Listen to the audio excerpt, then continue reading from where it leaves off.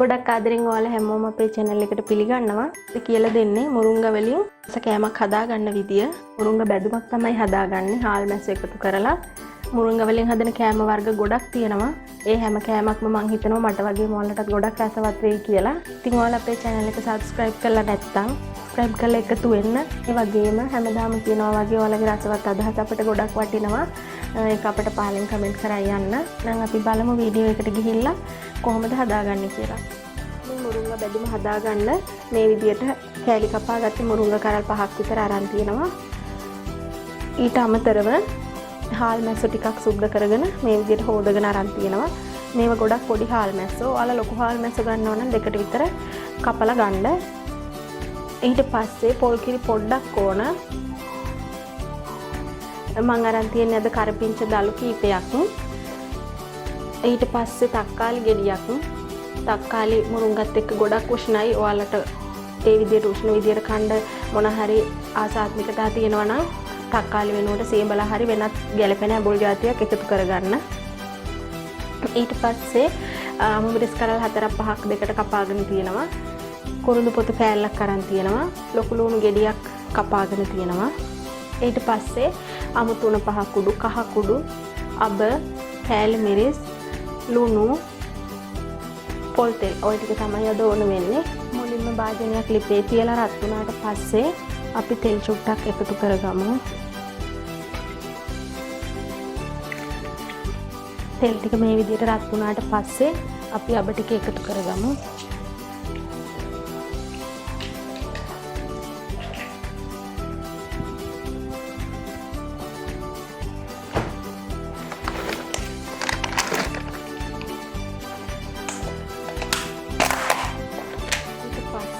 අබ ටික ඔක්කොම හොඳට පිපුරුවාට පස්සේ අපි හාල් මැස්සෝ ටික දානවා.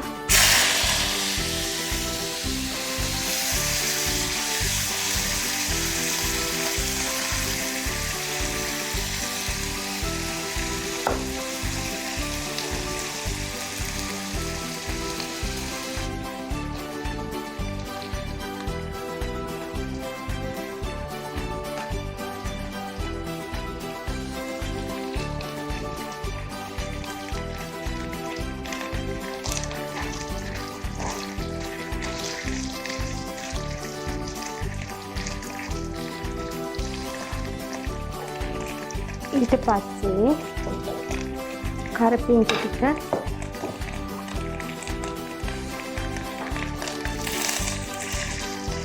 අමු මිරිස් කරල් ටික කුරුඳු පොත්ත මේ අපි අනිත් දේවල් ටික එකතු කරගන්නවා.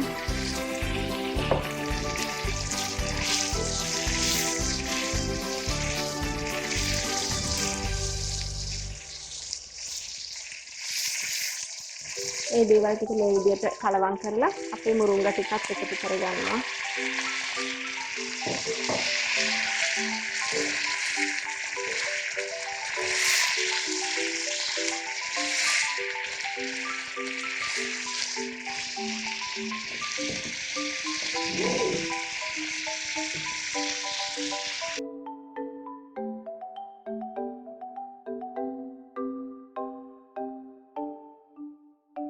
දැන් අපි කෑලි මිරිස් ටික දාගමු. මම මේ පොඩි හැන්දකින් දාන්නේ. මම කෑලි මිරිස් හැඳි 3ක් දැම්මා. ඊට පස්සේ කහ කුඩු ටිකක් එකතු කරනවා.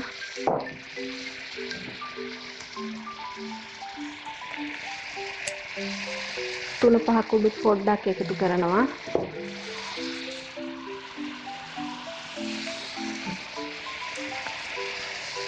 ලුණු එකතු කරගන්නවා.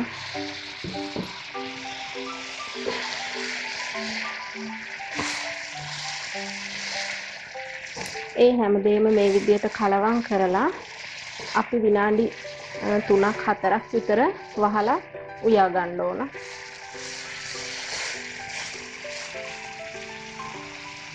ඔන්න මම දැන් විනාඩි 4ක් වහලා තියෙනවා. දැන් අපි ඇරලා බලමු. මේ විදියට චුට්ටක් කලවම් කරගෙන ආයෙත් විනාඩි 3-4ක් විතර වහලා තියාගමු.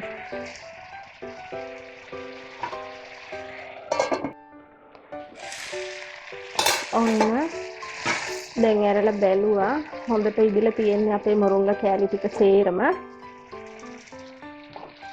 ඒ වෙලාවේදී තමයි පොල් කිරි එකතු කරන්නේ. ඔයාලට පොල් කිරි ඕනේ නැත්නම් මේ විදිහටම කෑමට ගන්න පුළුවන්. ඒ වුණාට මම පොල් කිරි මේ හැන්දෙන් එකක විතර ප්‍රමාණයක් මිටි කිරි වලින් එකතු කරගත්තා.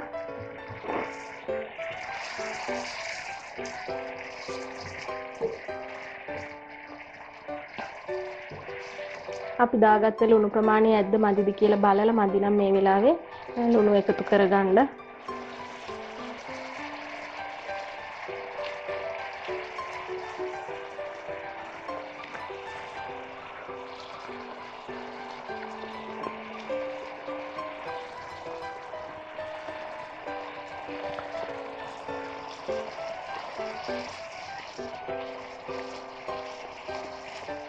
ඔන්න දැන් රසවත් මුරුංගා තෙල් දැමුමක් හදාගෙන ඉවරයි.